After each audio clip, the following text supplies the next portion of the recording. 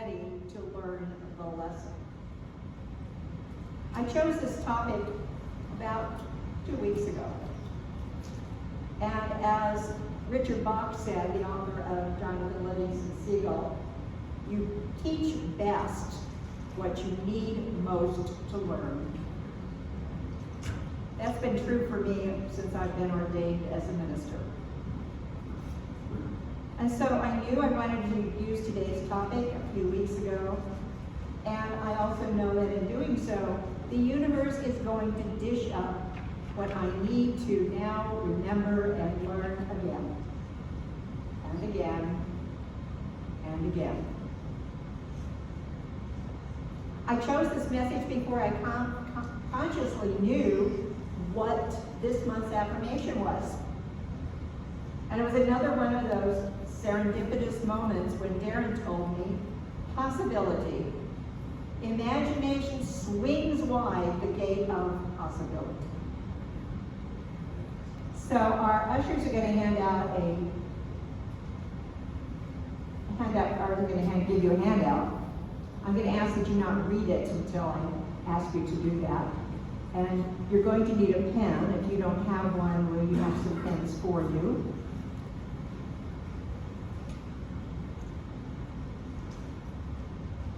Because another thing that I know is that listening and reading at the same time helps implant the message in your mind. You will remember it much better if you have both. And I also thought you might want to take a copy of this home with you. As I read what's on your page, and you joining along, reading it silently with me, you will have an assignment.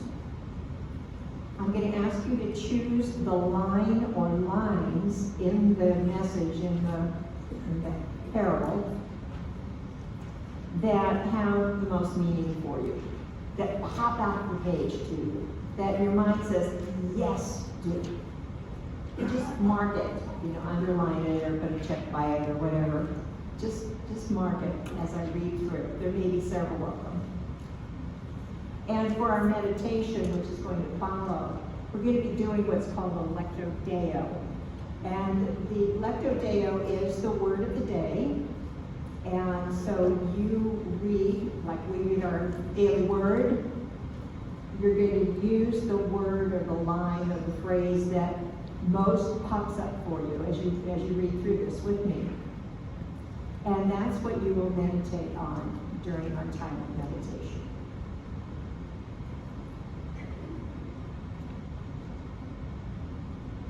So read along with me, or silently with me. The Flying Trapeze.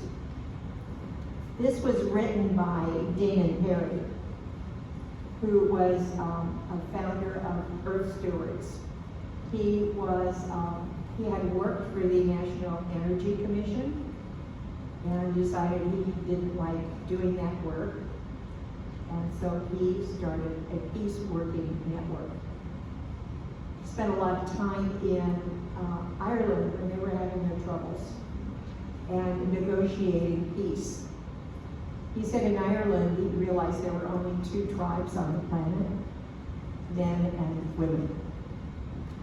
And so he would bring groups of men and women together and ask the mothers in Ireland what it was like for them during these troubles. And then the fathers, what was it like for you during these troubles? And in that way they were able to start negotiating some ideas about peace.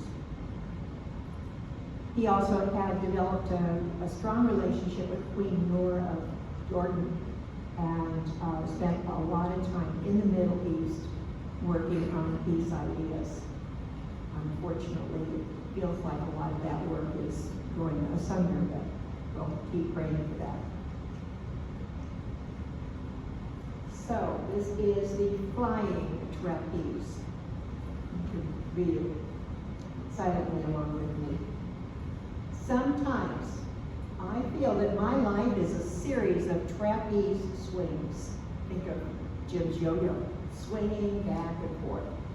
I'm either hanging on to a trapeze bar, swinging along, or for a few moments, I'm hurtling across space between the trapeze bars. Mostly I spend my time hanging on for dear life to the bar of the moment. It carries me along at a certain steady rate of swing, and I have the feeling that I'm in control. I know most of the right questions, and even some of the right answers.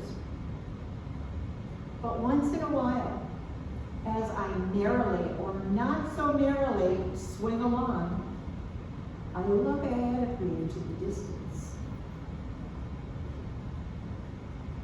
And what do I see? I see another trapeze bar looking at me. It's empty, and I know in that place that knows that this new bar has my name on it. It is my next step, my growth, my aliveness coming to get me. In my heart of hearts, I know that for me to grow, I must release my grip on the present well-known bar to move to the next one. Each time it happens, I hope, no, I pray that I won't have to grab the new one. But in my knowing place, I know that I must totally release my grasp on my old bar. And for some moments in time, I must hurtle across space before I can grab that new bar. Each time I do this, I am filled with terror. It doesn't matter that all my previous hurdles, I've always made it. Each time I'm afraid I will miss, that I will be crushed on unseen rocks in the bottomless basin between the bars. But I do it anyway. I must. Perhaps this is the essence of what mystics call faith. No guarantees, no net, no insurance. But we do it anyway because hanging onto that old bar is no longer an option.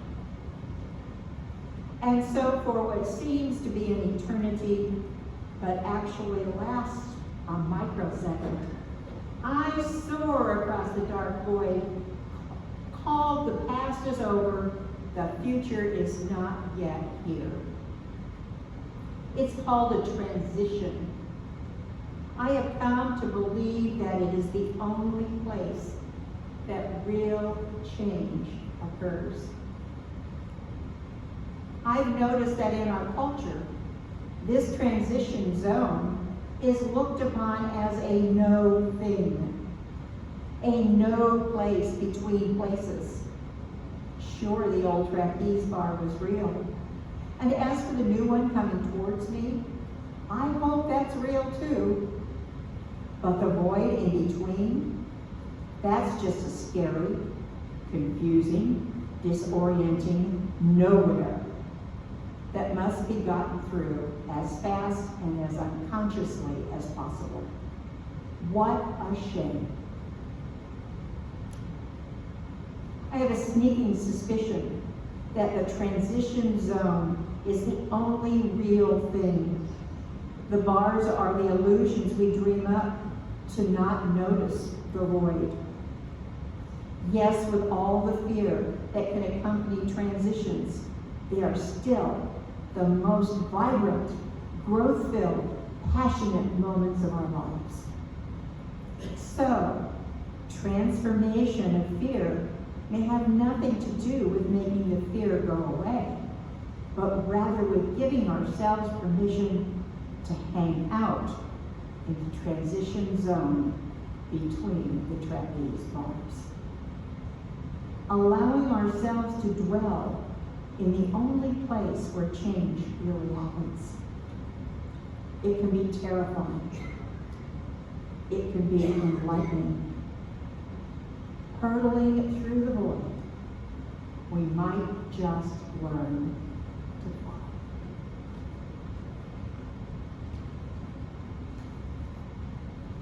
I've used this parable many, many times.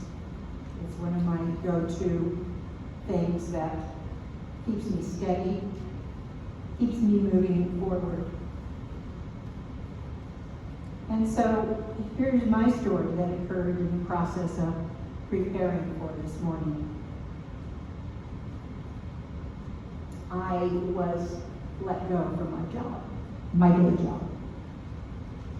And I don't like this job. And I should have quit a long time ago. But here I am, hanging on to the trapeze bar. At least it gives me a paycheck every week. I can hang on. I'll make this work. Swinging back and forth, back and forth. And it was getting harder and harder to stay in that place.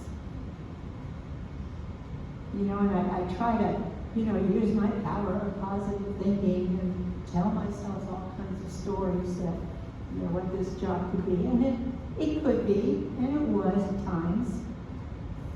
But I've always known that there was something else that I needed to be doing.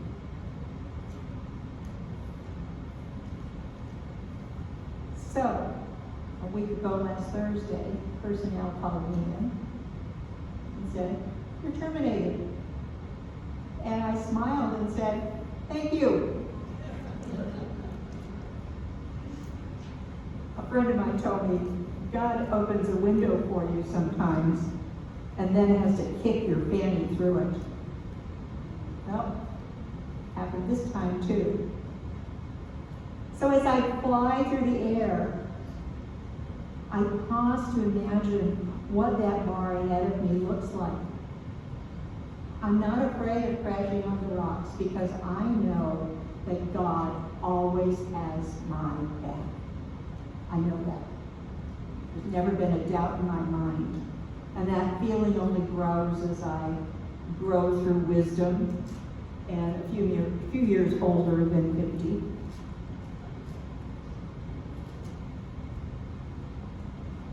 And so some of the questions we might ask about this flying through the air with the greatest of ease,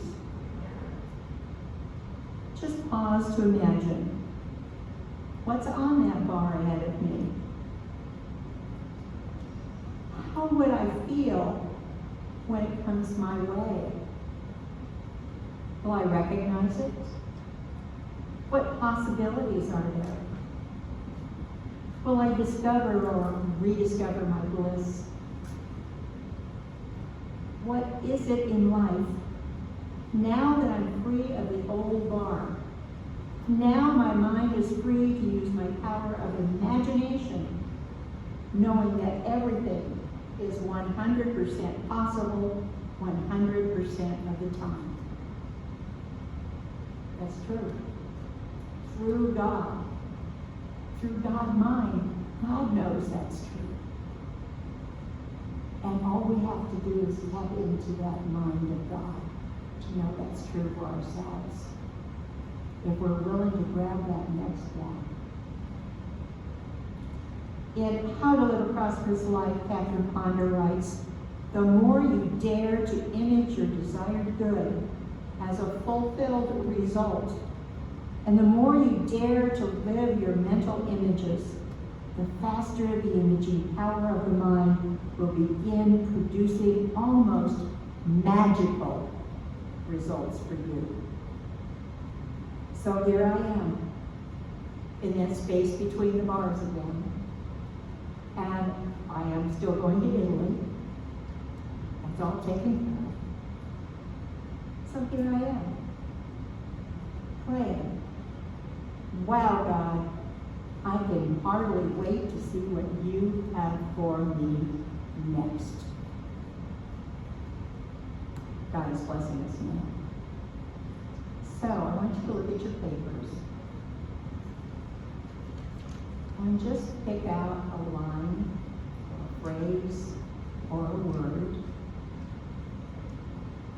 that pops out for you. Your mind says, yes.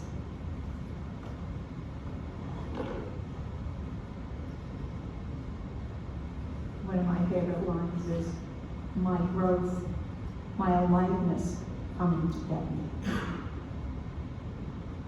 My growth and my aliveness coming to get me.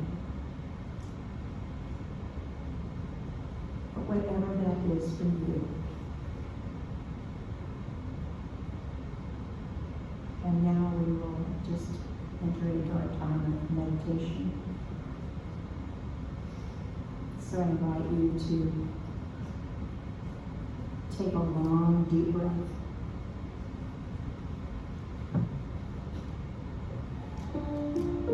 And move with it. Gather all your thoughts together.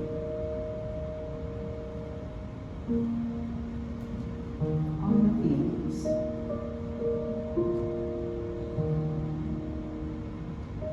Breathe them into where you know that there is God in you. Present these to God. And whatever word or phrase you chose from the parable, just bring that to mind again and start repeating it in your mind.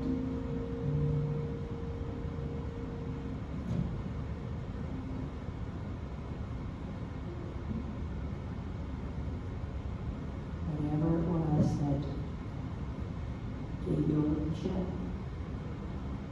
brought a smile to your face,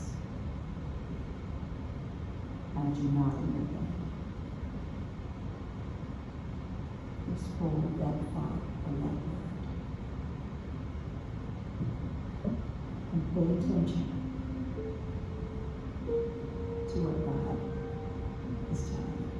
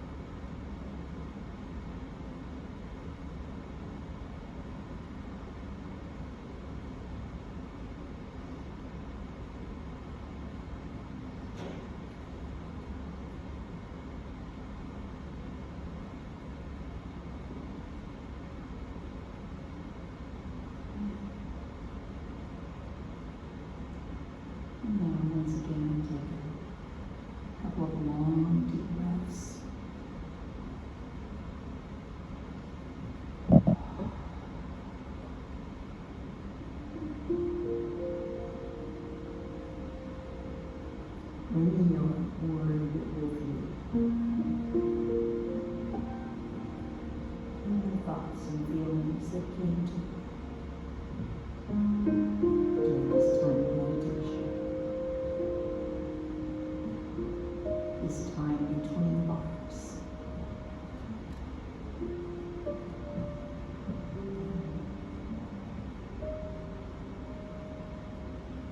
And begin to bring your awareness back to this place, this time.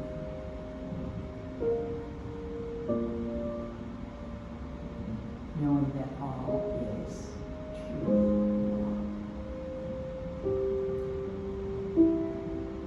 And join with me in singing our words.